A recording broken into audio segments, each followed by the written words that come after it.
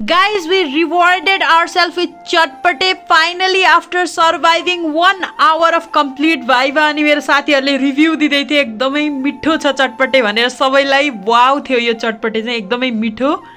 उसको चाहिँ मेरो हातमा तेल पनि लागेछ भनेर देखाउँदै थियो बिचरा बिहानै हामी लेक्चर हल गयौँ लेक्चर अटेन्ड गरिसकेपछि आफ्नो सामानहरू लकरमा राखेर गयौँ मेजो पोस्टिङको लागि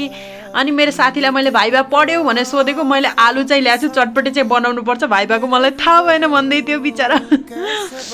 अनि हामीले मेजर पोस्टिङ अटेन्ड गऱ्यौँ म्यामको 1 आवरको भाइबा सर्भाइभ गऱ्यौँ अलिअलि काम पनि गऱ्यौँ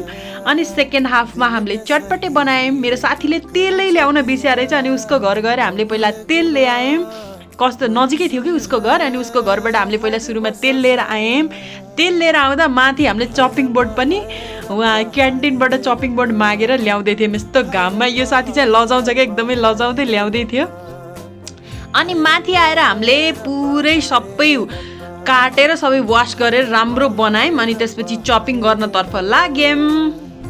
मेरो साथी चाहिँ सेफ हो क्या कटिङमा एकदम हुन्छ नि प्रो तरिकाले काटिरहेको थियो पियाजहरू